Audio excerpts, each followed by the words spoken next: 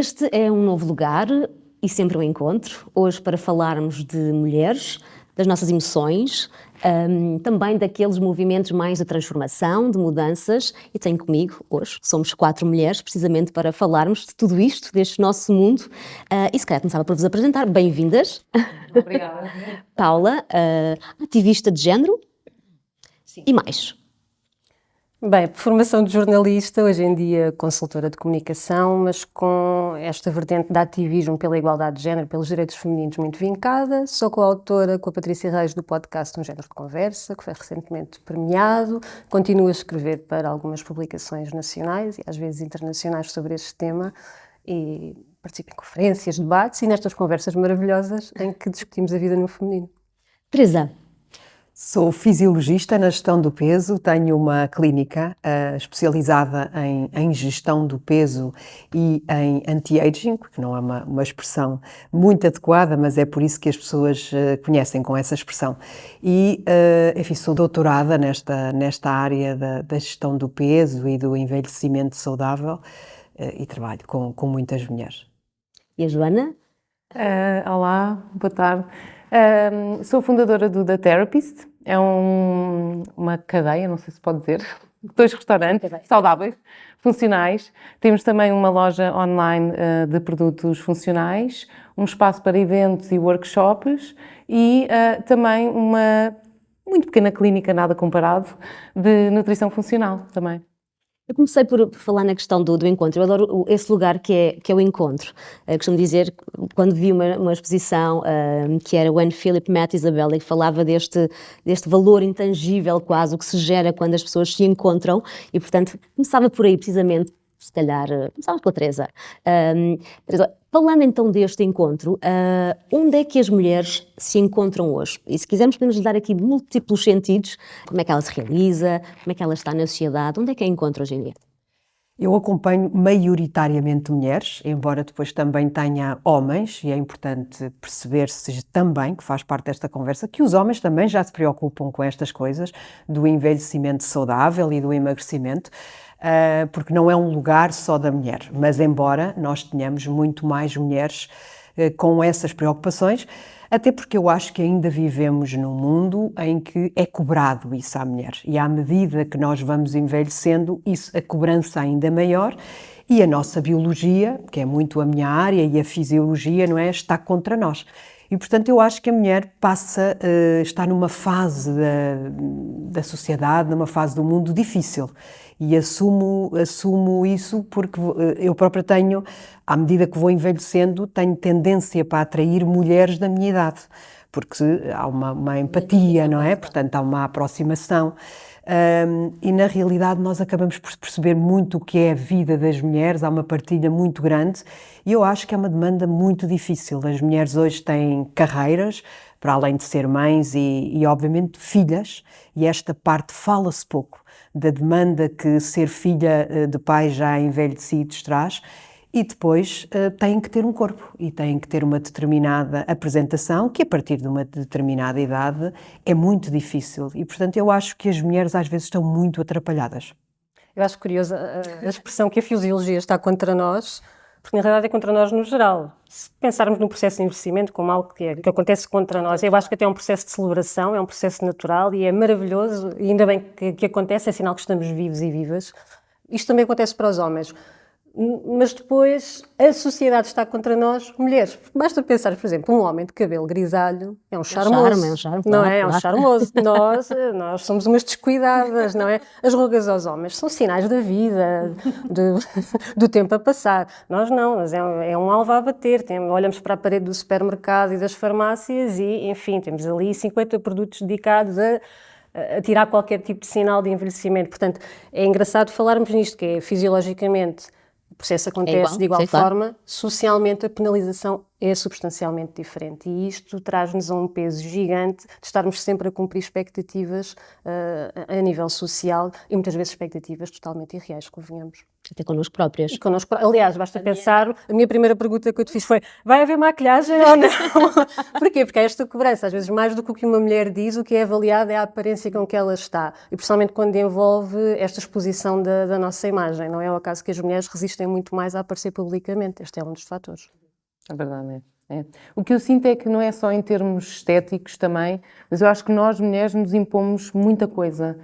E eu costumo dizer que fomos um bocado parvas, porque nós emancipámos-nos, saímos para trabalhar, mas continuámos com tudo em casa ainda, não é? Portanto, nós simplesmente pusemos mais carga aos nossos ombros. E hoje em dia temos de ser a melhor profissional, a melhor esposa, a melhor mãe, a melhor mulher, a que está sempre linda, maravilhosa e que consegue fazer este malabarismo diário de manter os filhos alimentados, com comida bio, de eu própria comer bem, ir ao ginásio, ter slow mornings, isto, aquilo. Eu acho que nós, como mulheres, também nos impomos muito, muita coisa, e que por vezes não é tão realista, não é? Mas acho que também há uma sociedade que nos diz que vocês criam igualdade, Não então é? agora têm de ser perfeitas Agora em tudo. aguentem-se. E isto é-nos cobrado. E depois, claro, quando tens estas vozinhas que vêm de todo lado a dizer: tu tens de estar linda, tu tens de ser uma profissional perfeita como se não tivesses filhos, tu tens de ser mãe como se não tivesses uma carreira, tens de estar perfeita em todos os momentos, acabamos por ceder a isso e embarcamos, porque eu acho que as mulheres têm uma falta gigante de tempo para parar e pensar e para olharem para dentro. E eu acho que isto é uma crise gigante que nos afeta a vários níveis, incluindo a nossa saúde física e mental, e que nos afeta na nossa perspectiva, muito enviesada também, como nós próprias nos projetamos no mundo. Eu também acho que não é só uma falta de tempo, é uma vontade, uma falta de o saber fazer. Sim. Enfim, Também nunca ninguém nos ensinou. E portanto essa procura é por aprender a fazer isso, a olhar para dentro e não ter medo de o fazer, porque isso implica manobra, isso implica coragem, não é? Sim. Portanto, eu não acho que são as mulheres que se impõem a elas próprias, é a sociedade que impõe. Também, sim, isto é subliminar, está em todo o lado, está nos livros, não é? E, portanto, as mulheres acabam por ter que responder, como dizias, e bem, às expectativas, não é? E isso é duríssimo, e a dada altura nem é só tempo, não têm tempo. Têm dificuldade em o fazer, têm dificuldade em procurar a ajuda certa. E às vezes eu interrogo-me, e há a ajuda certa? Onde é que ela está? Para nos ajudar a pensar sobre isso. Qual é o nosso lugar aqui, não é, Wanda? Sentem um bocadinho que o nosso grande desafio acaba por ser não encontro, um desencontro, com o que existe, com... Eu acho muito engraçada esta palavra do encontro. Ainda há pouco tempo falava nisso num grupo de mulheres com quem eu me encontro para networking regularmente, que era uma coisa que eu recusei durante imenso tempo. Pensei, não, nem pensar, não vou fazer lobby, nem pensar. Ingênua, não é? Hoje em dia percebo a beleza do encontro entre mulheres em espaço seguro para nós podermos falar umas com as outras sem estarmos preocupadas. Se vamos ter alguém a responder-nos de forma condescendente, se estamos a ser ou não avaliadas, porque na realidade nós, dos homens, na larga maioria das dimensões da nossa sociedade, não somos vistas ainda como pares. Portanto, é muito bonito estes encontros em que as mulheres se juntam, ao contrário daquilo que historicamente nos foi fomentado, que é nós termos uma desconfiança umas com as outras. Era uma questão de sobrevivência durante séculos, não é? Quer dizer, nós tínhamos de abater os outros alvos porque estávamos totalmente dependentes e as mulheres eram sempre concorrência. Hoje em dia já não é assim. Mas continua a ser fomentada esta desconfiança, até com aquelas coisas, as mulheres são todas umas cabras umas para as outras. Ouvimos isto numa base muito regular. Mas será que é mesmo? E será que as mulheres realmente são umas cabras, desculpa uma palavra, mas é esta a expressão, umas para as outras, porque querem ou porque também são incentivadas a ser, ou porque quando chegam a determinados postos também têm tanto medo que o posto lhe seja retirado, que também tratam as mulheres mal, as que estão abaixo e querem lá chegar. Portanto, eu acho que nós não podemos menosprezar o poder de nos juntarmos, que é que realmente se as mulheres todas se unissem e deixarem de ter esta desconfiança, o que é que pode vir desse potencial, dessa força conjunta? Tem sentido isso também, mesmo dentro do vosso universo familiar, de trabalho? São todas empreendedoras, não é? Sim, exato. Eu este ano também comecei a frequentar encontros de empreendedoras, que para mim também era aquela coisa, mas vamos todas para lá falar, não é? Assim, não tenho mais que fazer. E realmente é muito interessante ver a união que há entre mulheres, a entreajuda, e realmente é isso, nós temos este preconceito já estabelecido, não, porque as mulheres delas são muito invejosas e não sei o quê, vão ter sempre a ver o que é que tens ou não tens. Não é nada disso mesmo, acho que as mulheres unidas, mesmo, jamais serão vencidas, é verdade, só temos de nos unir, porque temos muita coisa em comum, enquanto que os homens podem, não sei, eu acho que no geral os homens têm vidas muito diferentes, nós temos sempre pontos em comum, sempre. Mas os homens fazem este lobby Sim. há séculos e não se têm dado mal, não é? Olhamos para a nossa volta, não é? São eles que estão nas grandes esferas do poder e de liderança em todos os cargos do mundo. Portanto, eles não se têm dado mal nesta entreajuda, neste boys club que foram criando. Eu acho que, claro que no futuro, pelo menos o meu desejo, seria que nós não precisássemos de Women Club e de Men's Club. Não, acho que era bom termos Já People sem género, Club, não é? Exatamente. Mas acho que ainda estamos longe de lá chegar e realmente estarmos juntas e darmos a mão umas às outras, a tal palavra que agora está mais em voga, a sororidade, faz parte deste caminho para que um dia possamos chegar a uma altura em que todas as pessoas, independentemente do seu sexo, género, etnia, religião, etc., estão de mãos dadas e seguem caminho. Não é só uma questão na etiqueta, não é? Não está só na roupa ou no gender. Não, de todo, não. Tem sentido, ou seja, também nesta lógica de onde se parte, para onde se chega, alguns movimentos de transformação, ou seja, alguma evolução, algumas mudanças que tenham sido assim marcantes efetivamente naquilo que é a mulher hoje? Eu acho que isso, chegando à experiência que tenho e ao acompanhamento que faço, eu acho que há que também aqui ao nível da medicina uma evolução na mulher, portanto uma maior oportunidade de se tratar, uma maior oportunidade de envelhecer de forma saudável. Nós hoje, infelizmente, vivemos mais anos, e, enfim, temos forte probabilidade de nós todas chegarmos aos 90 anos e, portanto, metade da nossa idade nós já vivíamos envelhecidas, não é?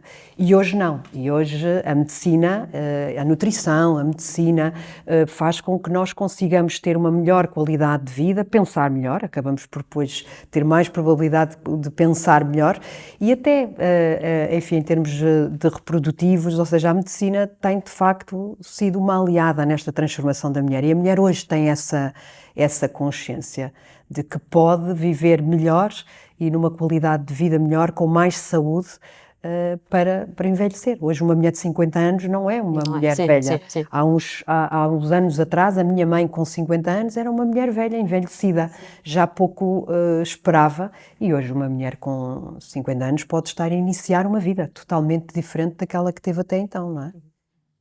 Joana, dentro daquilo que tem sido o teu percurso, até porque tens feito várias mudanças, houve assim algum que acho que efetivamente tenha aqui marcado aquilo que é o papel, ou os vários papéis da mulher na atualidade? Sim, acho que estamos num caminho muito positivo.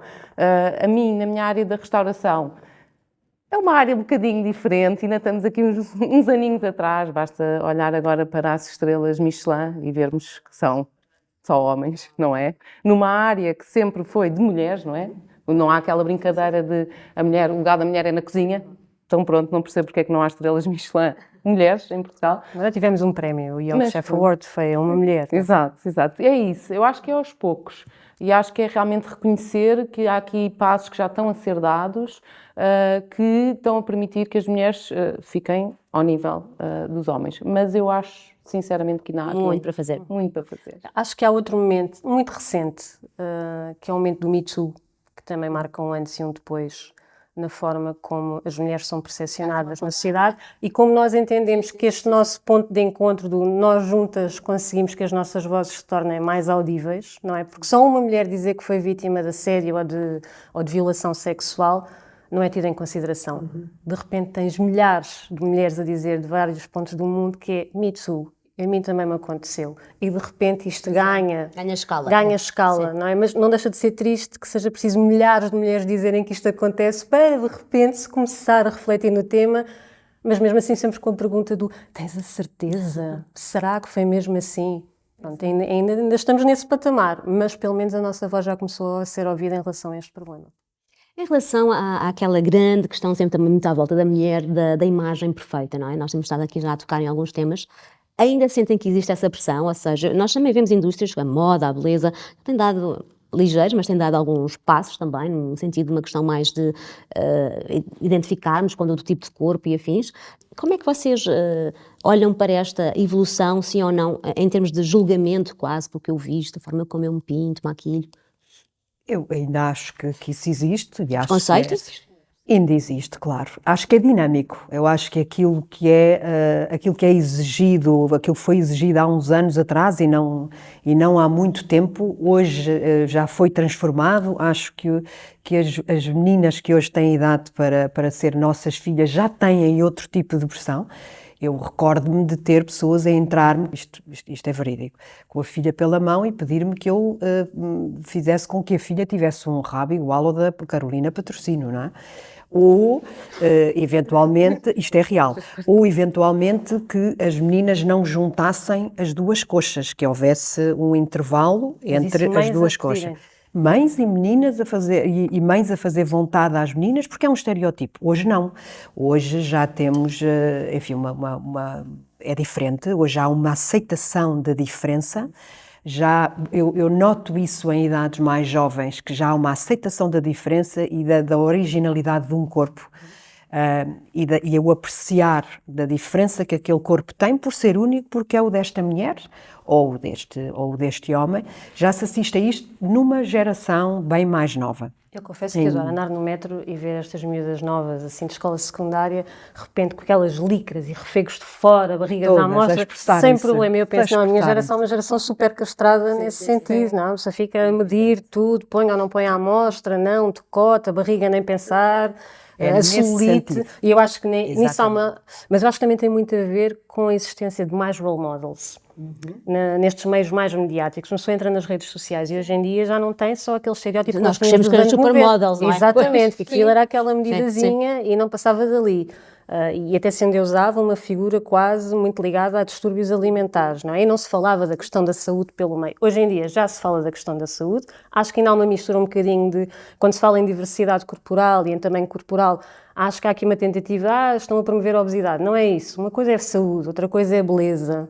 Não é? E dizer que uma mulher tem direito a ser bonita tendo determinada medida não significa que se está a fazer uma apologia à obesidade. Acho que são conversas que precisam de ser tidas já em paralelo, mas que já começam a existir. É mesmo importante tê-las. Eu acho que é muito perigoso dizer-se que alguém que, por exemplo, que aparece numa capa de revista sendo gorda, de repente é um mau exemplo para a sociedade. Não, isto esse exemplo em particular não, mas a forma como essas mulheres às vezes se comunicam, enfim, já há esse movimento e há essa preocupação, pode de facto aceitar-se a obesidade como uma coisa natural que não tem qualquer interferência com a saúde. E a obesidade é uma doença crónica.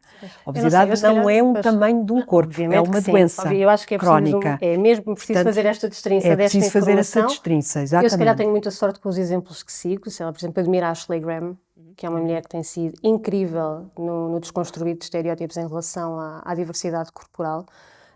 Acho que há várias marcas e vários estilistas que também têm embarcado nesse caminho. Acho que também há uma apropriação muito grande em termos de marketing para estas matérias. É moda, não é? Todos eles agora têm influência por dois modelos. Para mim, chateia-me mais se a apropriação não tiver uma causa por trás e não ajudar a mudar mentalidades. Mas também existe aqui apropriação para fins comerciais. E há ainda aqui esta questão também em relação à moda, algum preconceito na forma como se vestem? Por exemplo, vocês são vaidosas? Sim. Eu sou Qual é a vossa relação com a moda? Sim. E lá está, enquanto feminista convicta e com opinião na praça pública, há uma série de estereótipos que me são dirigidos, não é? Por eu ser feminista, por exemplo, nunca poderia estar com este casaco cor-de-rosa, isto deveria ser uma ofensa às feministas. E, quer dizer, o feminismo não vive da cor da roupa, nem do batom que se põe nos lábios, nem de tirar ou não tirar os pelos, não. O feminismo vive da liberdade individual, de cada um poder ser aquilo que bem quiser e da igualdade e da equidade entre todas as pessoas, homens e mulheres. Mas há este estereótipo logo muito associado, que não, ela devia, como assim, pinta as unhas, gosta de se maquilhar. Sim.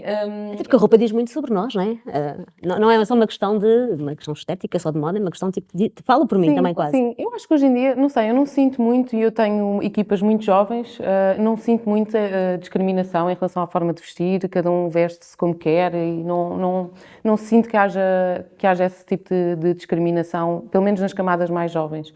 Em relação um bocadinho à parte estética que estávamos a falar antes, eu acho que tem muito a ver realmente com a geração de cada uma de nós. Porque, por exemplo, eu fui mãe, eu tenho um bebé de 1 ano e meio. Eu sinto muita pressão para estar apresentável no verão quando chegar à praia e vir as minhas amigas.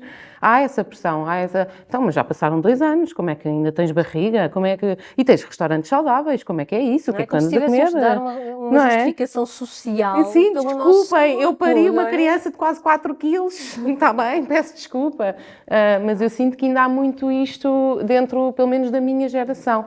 Se a geração mais nova está diferente, eu acho que sim, eu vejo pela minha equipa, não há tanta esta pressão do corpo, não há estes estereotipos de magreza, de extrema magreza, não vejo isso a acontecer, e ainda bem nas camadas mais jovens, porque acho que esse é o futuro, não é? Mas em relação à roupa, eu acho que ainda há alguma discriminação e em determinadas faixas etárias, sim. E percebo isso, por exemplo, na minha profissão. Eu não tenho uma forma muito, enfim, muito convencional de me vestir para a minha profissão e, a partir de uma dada altura, entendi que era assim que eu me queria posicionar, era essa ou esta, é esta que eu sou. E expresso-me através daquilo que visto e entendo a roupa como algo que nos dá alguma singularidade também, porque é uma expressão das pessoas. Mas obviamente que está rotulado e não é pressuposto uma pessoa que está atrás num consultório por trás de uma secretária não estar de bata, ou ter as pernas à mostra, ou pentear-se de determinada forma, ou usar determinada... Eu acho que isso é uma expressão das pessoas e acho que se deve incentivar as pessoas a ter essa singularidade também. É uma coisa que deve ser discutida, porque eu acho que ainda não estamos nesse lugar e parece uma coisa tão simples como moda, mas não é. É o direito a eu expressar-me através do que visto. Do que viste, exatamente. E, portanto, seja o que for, acho que há necessidade de fazer esse caminho ainda. E a par disto, estamos muito condicionadas pelas questões do assédio. Eu pergunto-me se vocês, quando saem à noite e decidirem vestir uma mini saia, ou se estiverem a andar sozinhas na rua, regra geral, o que é que fazem? Tem algum? Eu para já não saio à noite, não é? Mas, imaginando... Não, sim, eu tenho sempre... Exato, hei de voltar. Não, temos sempre algum... Eu, pelo menos, tenho algum receio, não é? E estamos sempre assim... Pôr a saia para baixo, Casacão não é? grande em Casacão cima. e não sei o quê. E há sempre aquelas pessoas, onde é que tu vais? Não é? Quando vamos a onde é que tu vais? É que a pessoa se nos tapamos muito, somos umas púdicas, se mostramos demais, somos umas galdérias, se levamos umas pernas à mostra à noite, estamos potencialmente a pedi-las, e eu acho que ainda há muito esta dimensão que nos condiciona na nossa livre expressão através da roupa que vestimos. Não é assim tão livre a forma como nós nos apresentamos ao mundo fora de casa, não é? Está condicionada por todas estas... Nós temos de estar sempre a autoproteger-nos e isso ainda é um peso muito grande que também levamos às costas. Muito Mais um dos cansativo. pesos. É isso Estão mesmo. ligeirando. Fazendo aquela ronda assim de respostas rápidas. Peça preferida no guarda-roupa? Mini saia, agora ficou mini saia.